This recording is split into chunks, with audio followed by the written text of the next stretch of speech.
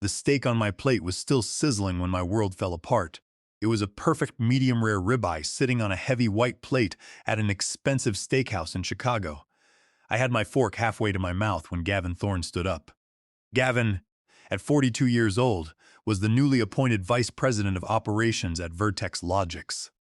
He was the kind of man who wore tight tailored suits and spoke in a loud, performative tone. He raised his wine glass, looking around the long table. We had just closed the biggest logistics contract of the quarter, a major shipping deal with a large agricultural supplier. Everyone at the table was smiling, laughing, and clinking their glasses. "We did it," Gavin announced, his voice booming. "The team has pushed hard to make this happen." "Well, most of the team." He paused, a slow, calculated grin spreading across his face. "But as we move forward, we have to face some hard truths. Sometimes dead weight slows down the machine. If you want a train to go faster, you have to cut the heavy cars." The laughter around the table died, replaced by an uneasy silence. Then Gavin turned his gaze directly onto me. "Julian Cross," he said, "is no longer with Vertex Logics." Effective immediately, the silence that followed was heavy and suffocating. I sat frozen, my fork suspended in the air. I had spent 12 years at Vertex Logics. I was 58 years old, and I had designed the entire routing architecture that made this massive contract possible. My code was the engine of this company. Yet here I was, discarded like a piece of broken office equipment in front of the clients we had just won. I looked down the table. Nadia Roy, my lead developer, looked away, her face flushing with embarrassment and anger. Simon Vance, the head of quality assurance, kept his eyes glued to his water glass. Even Felix, the 23-year-old intern I had spent 3 months mentoring, stared at his hands. The clients themselves looked deeply uncomfortable. "Let us toast to acceleration, not friction," Gavin finished, raising his glass higher. I set my fork down, and it made a loud, sharp clack against the porcelain. I stood up slowly, keeping my back straight. I did not say a word. I did not look at Gavin. I just turned and walked toward the exit. As I stepped past the adjacent booth, an older man with silver hair and a sharp navy suit caught my eye. He was dining alone. As I passed, he reached into his jacket pocket, pulled out a heavy paper business card, and slid it across the dark wooden partition separating our tables. "Dead weight does not build systems like yours," the man said in a quiet, authoritative voice. "My office, 9 in the morning." I looked down at the card. It read, "Gerald Briggs, Summit Holdings." I did not know who he was, but the weight of the card felt real. I slipped it into my pocket, nodded once, and walked out into the cold Chicago night. I spent the entire night sitting on the edge of my bed. My phone did not stop buzzing. Messages poured in from colleagues. Most of them were fake, written by people who were just smelling blood. Liam, an old manager who had sat next to me for 5 years, texted, "Tough break, Julian. Let me know if you want to grab coffee." Another manager wrote, "When one door closes, a window opens." I knew they did not care. They were just relieved it was not them. Half of them had probably nodded when Gavin called me dead weight. I ignored every single notification. At 8:45 the next morning, I walked through the glass doors of the Summit Holdings building. The lobby was quiet, smelling of polished stone. When I told the receptionist my name and that I had an appointment with Gerald Briggs, she sat up straight. She pointed toward the private elevator. "17th floor," she said. "Mr. Briggs is expecting you." When the elevator doors opened, I was guided down a quiet hallway lined with dark wood.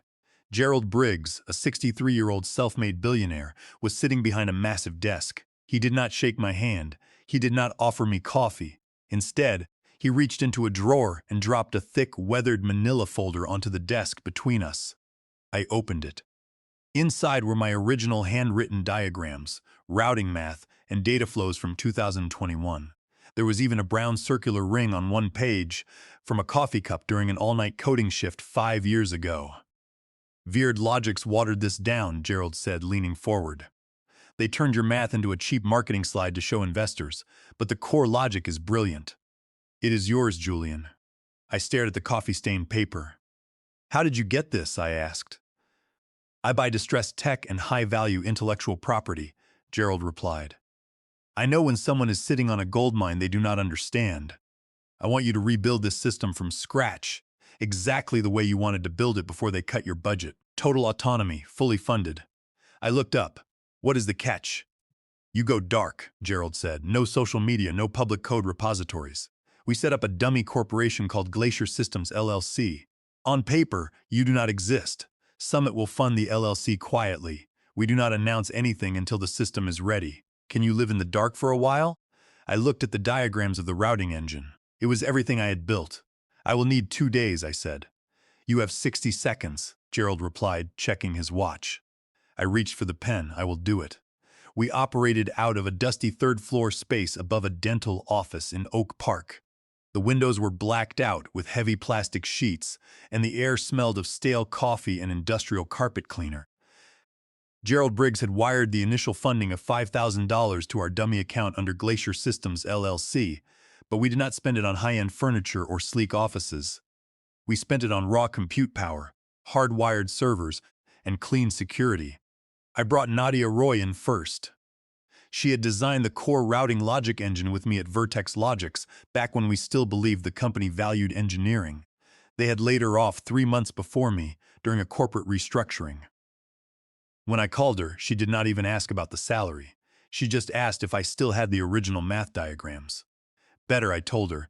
I have the funding to build it right. She quit her contract job that afternoon and showed up at the Oak Park office at 7 in the morning. She immediately set up her dual monitors and began sketching the database relationships on a small whiteboard. Simon Vance came next. Simon was a quality assurance engineer who was absolutely ruthless with code. He had left Vertex Logics after a junior product manager told him that automated testing was not a value-generating position. When I reached out, his laugh was short and sharp. I want in, some said. What name do I use on the commits? An alias, I told him. We are not using our real names.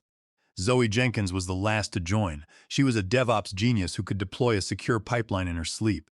Vertex Logics had frozen her out after she raised concerns about management, falsifying system uptime reports to clients. She showed up to our office wearing a faded black hoodie, holding a box of cheap burner phones and a hard drive. This time, Zoe said, placing the phones on the table, we ghost them completely. No cloud sync, no public hosting. For the next 5 months, we worked like ghosts. We did not use our personal laptops.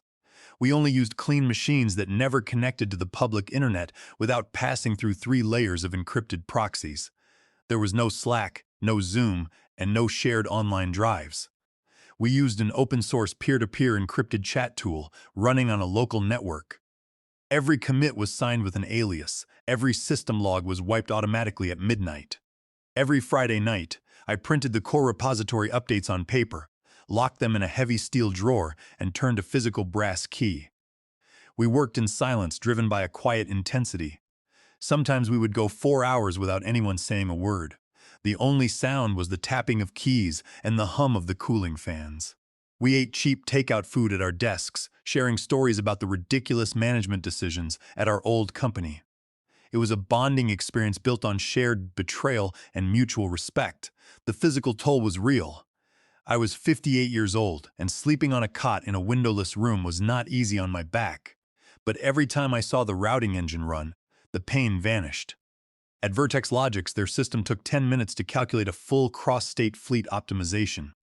If a storm hit Kansas, the dispatcher had to manually override the routes, causing hours of delays. Our new platform, which we named DeepLock, did it in less than 40 seconds. It did not just react to delays, it predicted them by analyzing live weather data and highway sensor interfaces. Every time a test suite passed, Simon would look up, nod once, and return to his keyboard.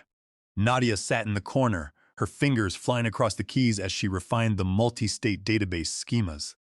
We were rebuilding my life's work, but this time, there were no corporate managers breathing down our necks, demanding we cut corners to meet quarterly sales presentations.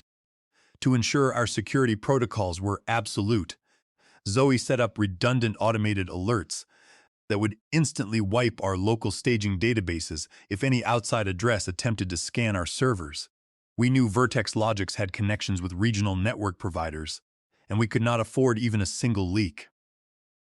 The silence we maintained was our shield, and the small office above the dentist became a vault where we protected the integrity of our calculations.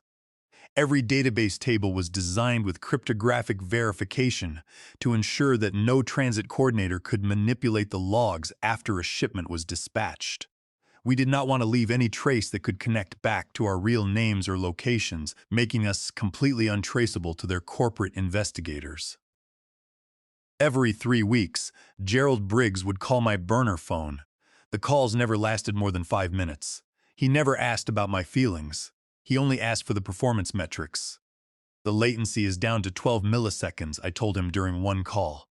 Good, Gerald said, his voice flat. But stay invisible. Do not get greedy for attention. The first time Vertex Logics hears about us, it must be too late for them to react. We are building a loaded weapon, Julian. You do not show the target the gun before you pull the trigger. He was right. We were not looking for tech blog articles or funding announcements. We were building something designed to displace them entirely. I spent my nights sitting in the corner of the dark room watching the green lines of data move across the monitors. The simulation showed 500 virtual trucks navigating a massive winter storm in the Midwest. While the Vertex Logic system would have frozen them in place, DeepLock rerouted them through clear local lanes, saving 18% in fuel costs and keeping the cargo at exactly -5 degrees. It was beautiful, clean, and deadly efficient. At 2:17 in the morning on a Tuesday, my burner phone buzzed twice. It was an encrypted text from Zoe. "Are you awake? Check Centra Transit right now." I sat up instantly, throwing off the blanket. Centra Transit was a mid-tier freight carrier based in Kansas City. They were not huge enough to draw industry headlines, but they were a solid old-school fleet with 200 trucks. They had been loyal Vertex Logics clients for 6 years. I booted up my machine and ran a diagnostic trace on the regional data lines. The numbers did not lie. Centra Transit had quietly switched their primary routing platform 3 days ago. There was no public announcement, and their public portal did not list a vendor. But when I analyzed their load optimization fingerprints, I saw our work. It was the distinct signature of DeepLock. The routes were recalculating every 12 minutes. The error margins were below 2%, and our proprietary thermal anomaly tags were active. I sent a ping to the team chat. Nadia responded within minutes, confirming the database pathing was ours. Simon added, "They are not even masking it. The system is moving their trucks perfectly." Zoe wrote, "They wanted it to leak to other carriers. The word is spreading." By sunrise, our basic contact form had received inquiries from 5 regional haulers. They were not sending official corporate emails. They were sending vague, curious messages from private addresses, trying to see if we were real or just vaporware. One operations manager from a regional logistics company called my burner phone directly. He spoke in a low voice, almost like he was buying contraband. "Your system Glacier, right? We want to see a software demo," he said. "We do not do demos," I replied. "We run live proofs. Give us 10 of your worst routes for 1 week. If we do not cut your fuel costs by at least 15%, we will pay for your fuel." That was how the soft entry started. We did not run advertising campaigns. We just quietly took over the worst lanes in 6 Midwestern states. The results were immediate and stable. Drivers in trucking forums began whispering about a ghost platform that kept them moving even when winter storms shut down the major highways in Iowa. The chatter on citizen-banned radio channels and private driver message boards grew louder every day, with truckers sharing stories of how they've bypassed massive highway closures while Vertex-guided trucks remained stuck in long queues. Many drivers claimed that using the new platform felt like having a private weather satellite directing their vehicles, saving them from dangerous road conditions and hours of wasted idling time. Meanwhile, back at Vertex Logics, the wheels were falling off the wagon. Gavin Thorne had tried to upgrade their old system to what he called Vertex Route 2.0. But because he had discarded my original architecture team, his developers did not understand how the databases connected. They had stripped out key optimization features to save on server costs. As a result, their application programming interfaces began breaking, their tracking systems lagged by hours, and their customer portal began crashing daily. The panic was starting to show. They had a massive breakdown with their temperature-controlled lanes in Indiana, causing $200,000 worth of dairy products to spoil. because the system failed to alert the dispatchers when the cooling unit shut down. The dairy company threatened to sue, and the local news picked up the story, highlighting the food waste. Drivers were venting their frustration on public forums, posting screenshots of frozen screens and routing loops that sent them in circles.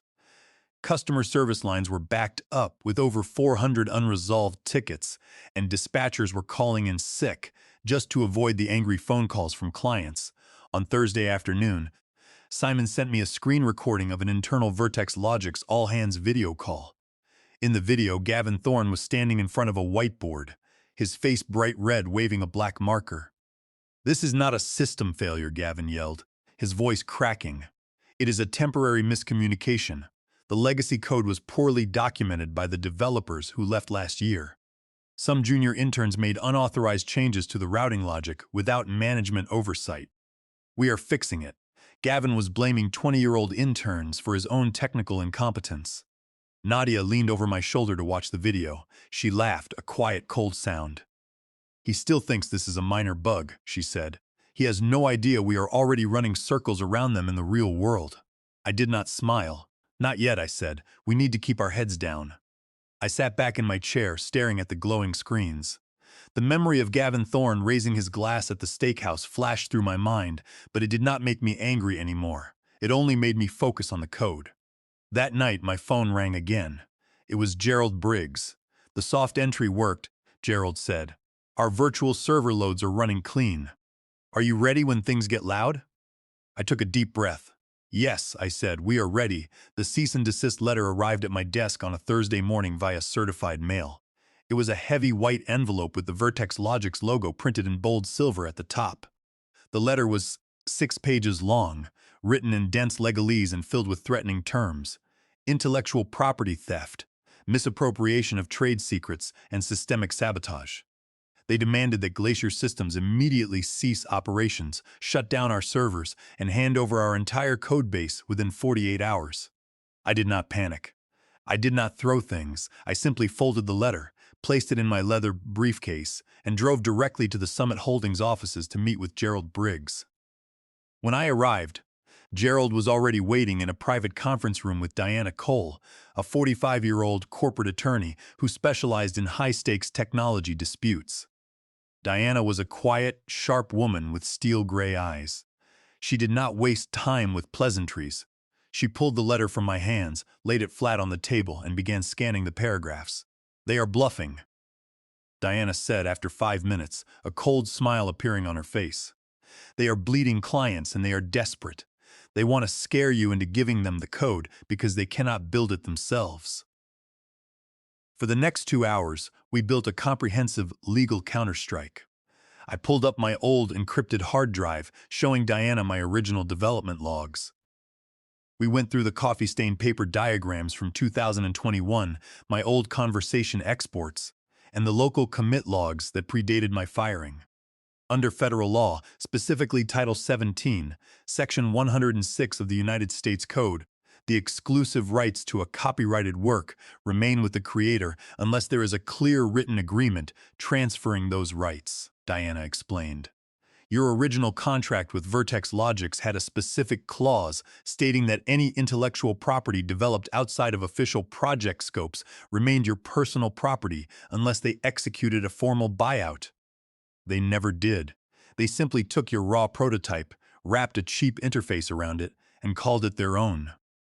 This is a clear case of fraudulent attribution, and by accusing you of theft, they are exposing themselves to massive liabilities. If they present these falsified claims in court, they will be committing perjury. Furthermore, by falsifying temperature logs on cold-chain pharmaceutical cargo to hide their system failures, they are committing insurance fraud. Insurance companies will deny their coverage, leaving them liable for millions of dollars in spoiled goods. To make matters worse for them, their actions violate several federal regulations regarding the transport of temperature-sensitive medical supplies, which could trigger an independent regulatory audit of their operations and put their federal operating licenses at immediate risk. By 9 in the morning the following day, Diana had drafted a 24-page response. It was not a plea. It was a legal hammer, It contained high-resolution scans of my 2021 diagrams complete with dates, times, and coffee stains. It included screenshots of Gavin Thorne telling me in an email that my routing system was a personal project that Vertex Logics would not fund. We did not just send the response to their legal department. We filed a formal counter-complaint in the Delaware Chancery Court accusing Vertex Logics of fraudulent attribution, breach of fiduciary duty, and illegal use of personal property. Let them try to explain this to their shareholders, Gerald said, leaning back in his chair. If their stock drops any further, the board will have to turn on Gavin to save themselves. 2 days later, my burner phone received an encrypted message from a secure email address. The sender identified herself as Clara Shaw, an investigative journalist at a major technology publication. I have copies of internal Vertex Logics communications, Clara wrote. I have logs showing Gavin Thorne and their executive board knew their routing system was failing months ago, but they falsified their metrics to prevent a stock sell-off. I know you are the architect they fired. Will you speak to me on the record? I consulted with Gerald and Diana. We agreed to a secure end-to-end encrypted video meeting. I did not show my face, but I shared my screen. I showed Clara the direct comparison between my original code architecture and the broken systems Vertex Logics was currently running. The differences were clear. My system was a clean multi-state routing engine. Theirs was a corrupted copy that had been gutted to save on server costs, which was why their cold chain temperature readings were failing. I gave her one official quote. They stripped out the core safety logic to save on computing power, and then they blamed their own interns when the system collapsed. Clara's expose dropped on Monday morning. The headline was massive, buried code. How Vertex Logics erased the architect behind their routing network. The article went viral within hours. It included screenshots of the emails Gavin Thorne had sent me, the timeline of my firing at the steakhouse, and the diagrams proving I owned the core logic. By noon, the story was trending on social media. By 2 in the afternoon, the Vertex Logics stock price had plummeted by 22%, and the trading volume was 4 times the daily average as institutional investors scrambled to liquidate their positions. The collapse of Vertex Logics happened faster than anyone expected. Within 1 week of Clara Shaw's article, their customer support lines were flooded with complaints from angry shipping managers. Their system failures in Indianapolis and Chicago had frozen entire corridors of temperature-controlled freight. PharmaRx, the largest pharmaceutical shipper in the country, announced they were terminating their $18 million contract with Vertex Logics. They cited a total failure of cold chain integrity as the reason. The next day, PharmaRx quietly signed a long-term contract with Glacier Systems LLC. They did not need a demo. They had already seen our live data proofs. With their stock price down by 45% and their major contracts gone, the Vertex Logics board of directors took immediate action. Justin Holloway, a senior board member, called an emergency meeting. Gavin Thorne was terminated from his position as vice president of operations. He was escorted out of the building by security guards with no severance pay and a potential shareholder lawsuit waiting for him. Summit Holdings stepped in shortly after. Gerald Briggs did not buy Vertex Logics, but he bought the remaining regional physical assets at a deep discount. He then officially folded Glacier Systems into a new corporation, Summit Crest Logistics. I was no longer a ghost. The launch day was held in a high-floor conference room in Midtown Manhattan. The room was filled with glass walls, private equity investors, and logistics executives. There was no loud music or flashy banners. It was a gathering of serious industry leaders.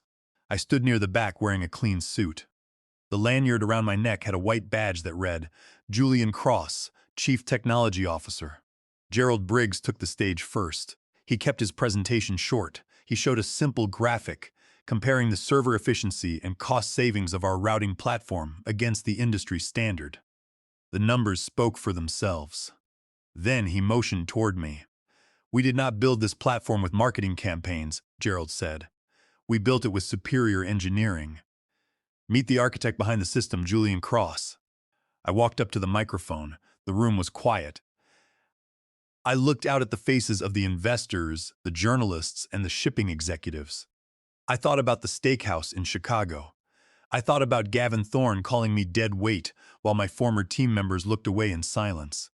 They told me I was dead weight, I said, my voice steady. They told me my ideas were obsolete. I did not spend my time arguing with them. I did not make speeches. I simply built the system they swore could not be built. In logistics, as in life, quality cannot be buried for long. The data always wins. There was no wild cheering or loud applause.